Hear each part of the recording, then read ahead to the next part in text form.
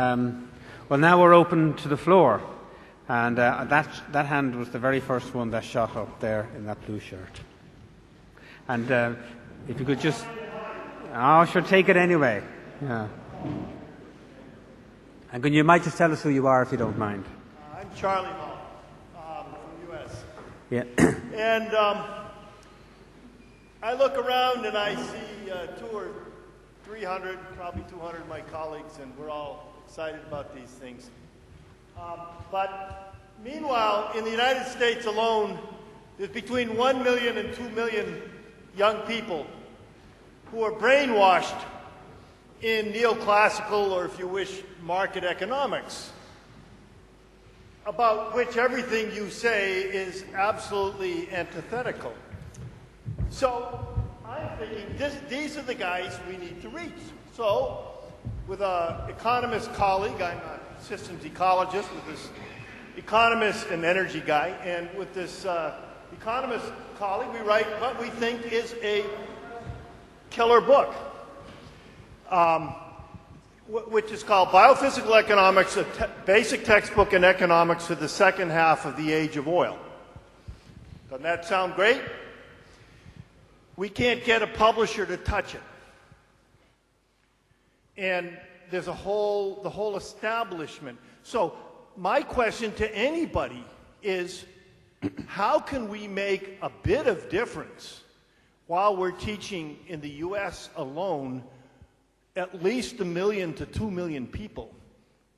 Absolutely the opposite, meaning every kid who takes Econ 201. How can we reach anybody while we're toilet training all of our children to be exactly the opposite? Okay, thank you. It is a difficult thing. Now, I know that Richard and David are probably trying to get their message across for a long number of years, and they might have some sympathy with that. But it's difficult to get the message across when you're talking about energy or some of these issues that we're speaking about now. You got any comment on it, Richard?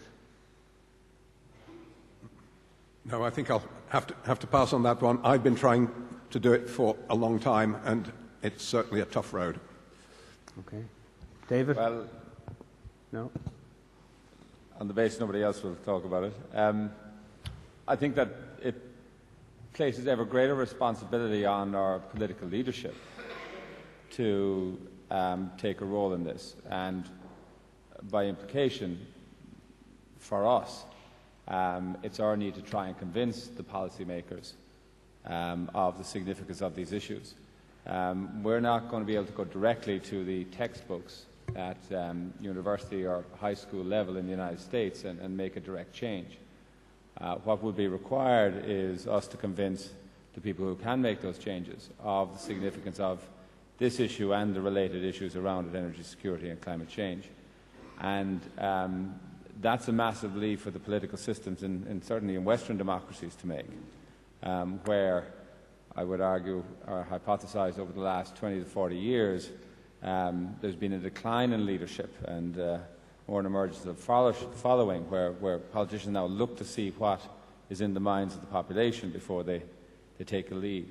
And I think that the real challenge for our current generation of political leaders, whether it's in Ireland, Western Europe or North America, I think it's slightly different in other models of governance, is going to be to actually understand these issues and take a lead. Okay. I saw a load of hands go up there. We have another question. One just down here.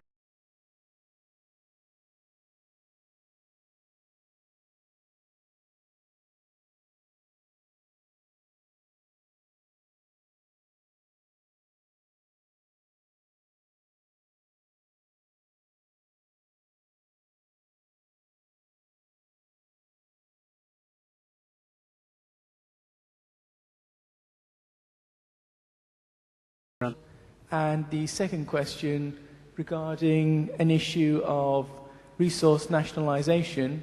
For example, in the UK, British Petroleum was nationalised at one point, but what does the panel think regarding the use of taxes against international oil companies and exploitation sort of rights so that the national governments don't need to actually nationalize the company to obtain its wealth. They can sort of stealth tax them effectively in that sense. Okay. Herman, would you have any comments on that? Well, I think what we see in recent years in Russia, Kazakhstan, even Algeria, Venezuela, is a reaction perhaps to what they perceive to be the excessive rent made by the international oil industry. It's a similar situation we saw in the 1970s when you had a situation when the major oil companies controlled all of the oil. OPEC was formed in the 1960s to get a better share of the rent. And so in the 1970s, when OPEC was in the driver's seat, they nationalized the oil. Then we got a period of very weak oil markets. By 1985, about half of OPEC capacity was spare capacity. So the situation changed. And by the early 1990s, most countries around the world, with few exceptions, were open to very attractive deals for the international oil industry. Now we see this has turned around, and we see that the industry now is in a situation where they have to leave far more behind. And because of the reduced access to available areas, the industry is bidding against itself. In some cases, in blocks in Libya, for example, the international oil companies left 95% of the proceeds to the Libyan government for a process of bidding. So it is a sign of the emerging scarcity of oil and of access to oil. On the issue of the petrol taxes, I think it's a very difficult issue because in most of these countries we're talking about, these are not democracies. At the same time, they're major producers of oil. And also, these countries tend to have poor income distribution.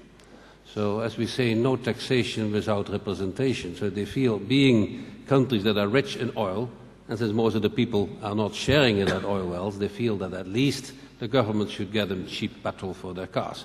I think that has probably been the main reason why in most oil-producing countries the petrol prices continue to be subsidized. Okay, Jeff?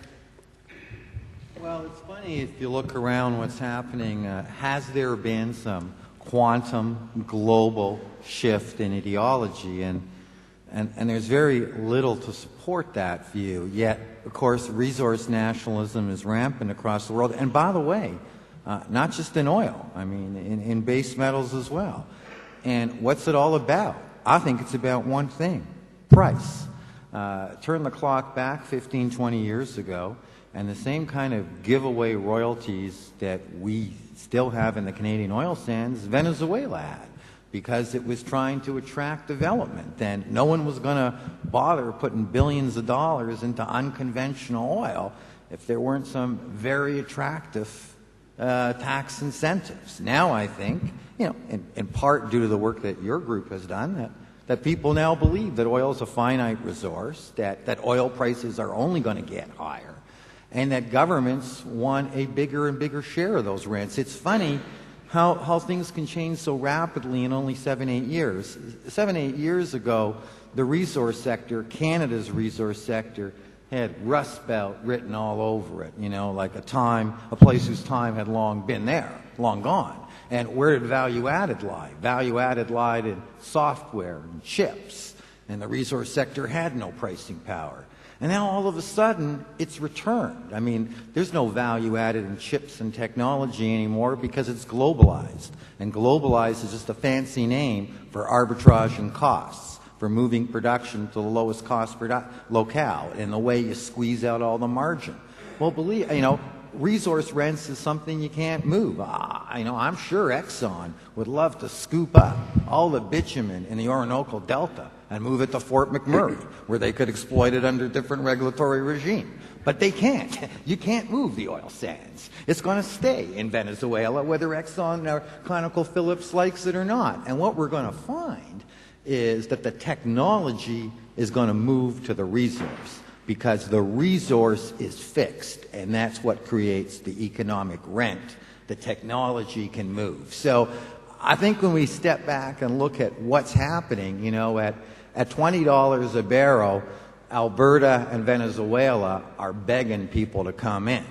At $100 a barrel, it's like open veins, and you're bleeding all these resource rents. And of course, governments, regardless of ideology, wants to collect them. So it's all about one thing, price. There's a question there in the second row. Richard Gilbert from Toronto in Canada. Question of Herben Franson and Jeff Rubin. Natural gas production peaked in North America a couple of years ago. It's a continental market, so everything happens within North America except for a dribble in of LNG. Since then, prices have basically gone down. They're certainly lower this year than last year. Are there any lessons for what will happen after peak oil from the natural gas situation in North America? Okay. I believe that the future of natural gas in North America doesn't have that much to do with oil, but has everything to do with coal. I don't think it's environmentally acceptable anymore in North America to burn coal to generate electricity. And if you can't get new coal-fired capacity licensed in Texas, as recently has been demonstrated, from where I'm looking, you can't get new coal-fired capacity licensed anywhere in North America. Now, it's true that the U.S. still gets 40-50% of all their electricity from coal, but I don't think that's where the future is. And uranium, nuclear, is ultimately the alternative to that, but unfortunately you just can't build a uranium plant. So what's the bridge? The bridge is natural gas. That in the long run, uranium is a substitute for coal, but if we're going to say that burning coal is ecologically or environmentally an unacceptable way of generating power, we're going to be burning a lot of natural gas in the interim. So I think natural gas prices are going to go up, and I think the big driving force between natural gas demand in North America isn't about home heating. It's certainly not about industrial application. Most of the petrochemical industry has long left North America. It's about the power grid. In the next 10 years, we're going to be getting a whole lot more electricity from burning natural gas, and that means natural gas prices in North America have only one way to go, and that's up. Okay. Except perhaps in the medium term, because we have seen a great deal of volatility in gas prices, but it is just after Katrina and Rita, prices moved up to about $15 per million BTUs, and then they came down, up and down, and now they're around $6 per million BTUs, maybe a little bit higher, I don't know, but around that price, because the storage is full. And the storage is full in part because of we haven't had, in the East Coast at least, as hot a summer as we would have expected, so the storage is quite more than adequate. The other thing is that because of the very low prices of natural gas, for other reasons in the United Kingdom, some of the LNG that was normally going to Europe went to the United States, and so that has further had somewhat depressing impact on the price of gas short term. That may actually continue for a couple of years because there's a lot of LNG coming on the market between now and 2012. And as long as the UK has balanced or surplus in the market, we may see more of that LNG going to the United States. And it's quite feasible that over the next few years, natural gas prices will be really decoupled from oil prices. But then following, when that tranche of LNG is back into the market by around 2012, in that period, 2012, maybe a few years later, but just around that period, then we will see a change in the situation again, and we will see gas prices move up again. Okay. Another question. Dr. Schlesinger down here. Could I get the microphone down? Can we bring Professor Pong into this discussion? Professor Pong, there is some ambiguity with regard to China's present policies with respect to coal to liquids. Recently in the China press, there's been some question raised about whether or not existing plans should go forward. And, of course, there is always the question with coal to liquids about CO2 output. And finally, in the China case, the first plants are direct rather than indirect, using Fischer-Tropsch. and that is a substantial scale-up of the plant that the pilot plant that was done down in Shanghai. Can you enlighten us on what China intends to do and ultimately will do? Okay, I think maybe it is difficult for me to answer your question, but I will try to answer. Okay, yeah. In China, in recent years, we are beginning to build a factory to transfer the coal to oil. But as you know, in this year, China is beginning to import oil and gas from other countries. So some project is going to be stopped, and we will not to develop other new factory to transfer the coal to oil. This is because China is in short of coal.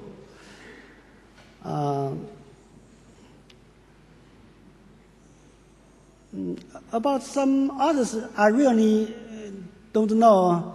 Actually, I'm a geologist. May Professor Feng can answer your question. Professor 樊老师 Where is Professor? 喂，好的，我在这里呢。I'm here. I'm the colleague of the Professor Pang. Okay, I try to answer this question to you. This year, China, the government already stop the plan of coal to liquid this year.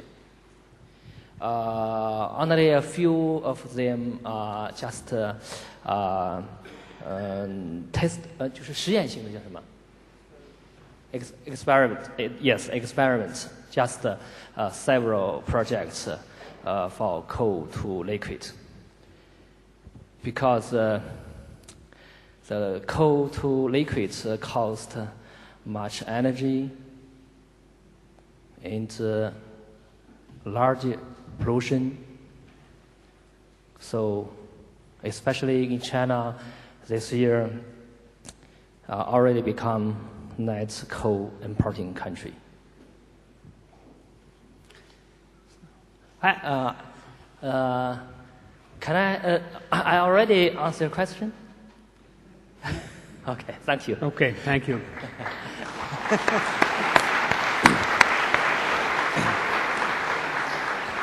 Dr. Schlesinger, that was a very hard question. There's a question behind you. I hope it's not half as hard.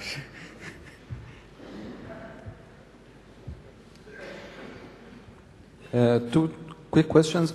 One is there a study anywhere that looks at human activities and different industries, how much each one consumes energy, such that when we go after the plateau and we are declining, we start maybe shutting down some of the activities that we all human beings doing because it consumes a lot of energy?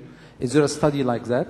And my other question is, what is the right price for oil after which solar energy becomes feasible and attractive? Because solar energy is not used as it should be in many countries which is very sunny. Thanks. Okay, who would like to take that? Richard, have you anything to say about human activities and energy consumption? Is there such a study that you're aware of? There's been quite a lot of work done on the energy intensity and the carbon intensity of various companies. There's a company in London whose name I can't remember. It will come to me after this meeting, I'm sure, that has been researching this and has produced tables. And this is for to enable people to make investments accordingly, because they know that these companies will be adversely affected as the price of fuels and the right to emit carbon rises. Okay. What about anybody got an answer for the price of oil that would make solar energy or solar power okay? Jim? Well, no, I don't have anything to say about that. Sorry, but David. I would like to ask, if, with your permission, whether we could have a second bite at the first question we were asked. Carry on. Because it was a very good question, and the gentleman didn't really get a proper answer. And if we don't have ideas about how we can activate a public enthusiasm behind change, and I think that we're a pretty poor lot, really. Can we have another go? Well, I think there are some things that can be said. Four things. First of all, the leadership has to come from the government. There has to be some sort of decisive steer from the government. And this would be an absolutely dramatic change, because it seems to me that the governments almost have forgotten about leadership. I think we've become so sort of used to the market economy and so used to voters actually being consumers, that the government is actually shy, frightened of actually taking any substantial leadership. And I think this is unfortunately a sort of a malaise of government worldwide. And I think that if a government actually did take leadership, they say, this is a situation and this is a way forward. And if we organising things in such a way it is not going to be the government leading the way forward by ordering you around, but by enabling you to make your own decisions, I think this could be enormously popular. I think the governments would be absolutely amazed to discover that by taking a serious leadership, to be completely clear about the situation, and by setting up an effective programme, I think it could be the most vote-winning thing a government could do, and I think governments have failed to recognise that. So I think there's really sort of a big £5 note there on the floor, and nobody's stooping to pick it up. The second thing is, I think that when I'm talking about enabling frameworks, I think that they really can make a fantastic difference, because the alternatives are tax, which is incredibly unpopular for lots of reasons, and also very ineffective for lots of reasons. The other alternative is regulation, which is likewise unpopular. And I think, unfortunately, we are moving towards... Am I speaking too fast? No. Unfortunately, we are moving towards a kind of sort of green authoritarianism, environmental totalitarianism, in which some governments are not actually discovering leadership, but they're discovering that the environment is an opportunity actually to develop a sort of totalitarian approach and say, you can't disagree with this because it's saving the planet sunshine, so shut up. And I think that's going to be very dangerous. And so what we have to do, we have to sort of stop this trend toward regulatory solutions and recognise how effective enabling solutions can be. And Roger Bentley and I were in Lyon in a conference in the autumn. We heard a presentation by a man called Martin Lee Gosselin, who was talking about this. And they were talking particularly about an enabling framework like a personal carbon allowance system or like a tradable energy quota system. And they did market research on this, and they asked people what they thought about the system, particularly among older people. And they said, there's an absolutely terrible idea. There's no possible way we're going to put up with this vile system. And then they said, OK, come in, and spent all day having cups of tea and having biscuits and talking about what a system like this would actually involve and how it would involve you. And so they began to understand it, for goodness sake, actually began to understand a solution to our environmental problem. And at the end, I hope I don't exaggerate too much, Roger, at the end they were saying this is a good idea. Not only is it a good idea, but we will actually show the rest of the population how to do it.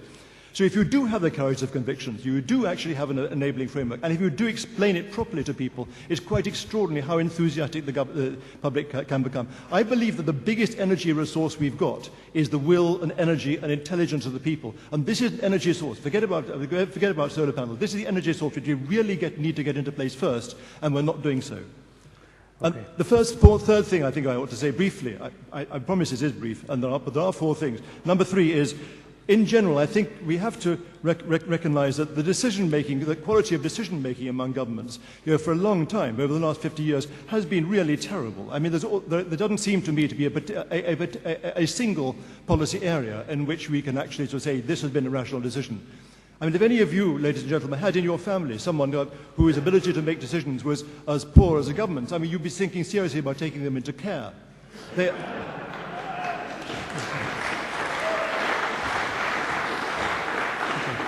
And the fourth thing? Absolutely outspoken about this. And the fourth thing is that the enabling frameworks, to come back to the enabling frameworks, we need to recognise that one of the features of enabling frameworks, the enabling frameworks that actually work and that actually are effective, is they are all community dependent. None of these solutions are solutions which any individuals can do on their own. We cannot, on our own, we're incapable. However, if we work with our neighbors, if we work with our communities, if we work with our regions and nations, if we actually work together and there's a framework within which we can do such a thing, then we develop two wonderful things, both necessary conditions and maybe together even sufficient conditions providing a solution. One is the common purpose, in which your individual intention and incentive are aligned with the collective intention incentive. That's a common purpose. The alignment of individual and collective incentives and interests. And the second thing is common capability. That is to say, the possibility, the fact that whereas an energy saving solution which you're carrying out on your own is impossible, when everybody else is aiming at the same thing, lots and lots of things become possible. One's whole understanding of land use becomes possible. One's whole understanding of transport and of work and of economics and prices, about how to grow food and where to grow food and where to buy food and what sort of education to have. All these things become possible when everybody else is involved. Everybody else is involved means involving the community. And for goodness sake, what we're actually talking about here, we're talking about rebuilding community. And what more popular program could there possibly be than the idea of rebuilding community? Okay. There was a question just down there I was about to take. Thank you. McHugh with Feely Timney Company. And my question relates to investment in oil on the derivatives market, which interestingly doesn't reflect the impending peak in supply. Investment in oil futures and oil options offers the opportunity for peakists to benefit from their knowledge, but also offers the opportunity for increased corporate and public awareness with the expectation of resultant public demand for action, for mitigating action. So I suppose with a strong correlation between oil prices and the pricing structure of derivatives, and bearing in mind that oil has just recently hit the peak of $80 a barrel, my question to Jeff or Jim or the other panellists is now a good time to invest in oil options? Well, it probably would have been even a better time to do it after the first ASPO conference, when WTI was probably trading at about $40, $45. I think it's a great time. I mean, I think that oil prices are going to, as I say, hit $100. I think the big issue is going to be what the netbacks are going to be to producers, because even in my country, which is, the free enterprise model here, both the Alberta provincial government and the federal government are going to take a bigger share of the rents. But what I love about oil, which I think is rather unique, is if you're long copper, or you're long aluminum or base metals, you got to keep your eye on what's happening in the U.S. Is the subprime mortgage market meltdown going to lead to a recession? Because if it is, it's going to undercut demand. The beauty of oil is how inelastic demand is to price. That, even if we had a recession in the U.S. today, it wouldn't have anywhere close to the impact on oil demand that it would have 15 to 20 years ago, for reasons that I've already gone in. So I think the answer is yes. I think that this is a golden age for oil, and not an infinite age, because when the world does seriously get real about carbon, I mean, coal is first, but oil is second. But I think for the next decade, oil's still a pretty attractive investment opportunity for most people. I'm keen to get a question from down the back over there, because I've got a few from the front first. Thank you. Hi, it's Bob Greenyer from the Image Refinery in the UK and homosymbiont.com. My question is for something you said very early on, Jeff Rubin. It was about your oiliest calculations. I wanted to know whether it included embedded energy in imported manufactured goods, and how, if there is a demand drop for retail purchases in OECD countries, how that would affect the amount of oil used in manufacturing sites and food-producing sites around the world. Okay. It does include embedded. Realize that when we're talking about the Chinas of the world, all we're doing is talking about the factories of the world. The factories that used to be in Western Europe and North America are now there. And that goes a long way in explaining their oil intensity.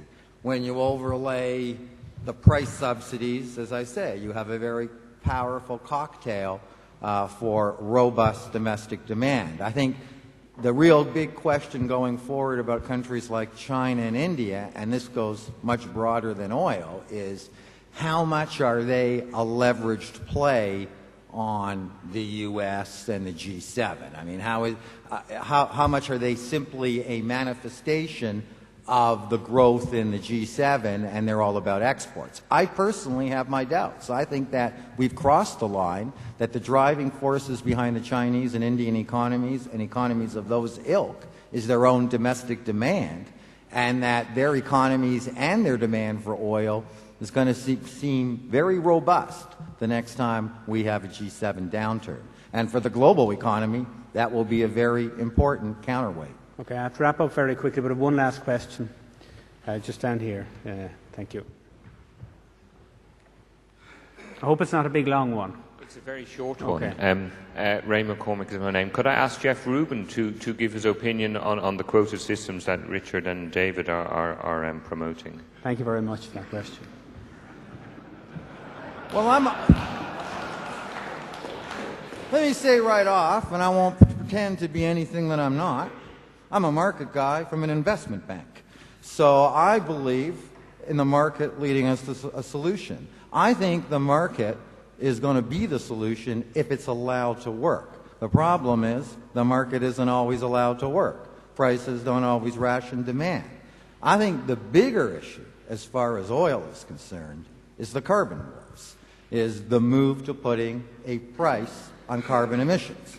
People say we need more government intervention. I say we need a price.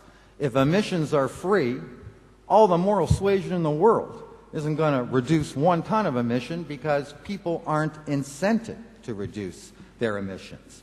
You put $40 a ton price on emissions, and all of a sudden the market is your friend, not your enemy, because it's going to change economic practice. And if we are going to reduce greenhouse gas emissions, we have to change our economic practice. Lastly, in just closing, I mean, just a month ago I spoke at a conference on carbon, much like this. Wasn't about peak oil, but if someone would have got up at that conference and talked about peak oil and talked about the Hubbard curve and talked about depletion and talked about $100 oil, people at that conference would have thought that's a good thing, not a bad thing, because the higher oil prices are, the sooner we will wean ourselves off hydrocarbons. And I think ultimately that's the way we've got to go.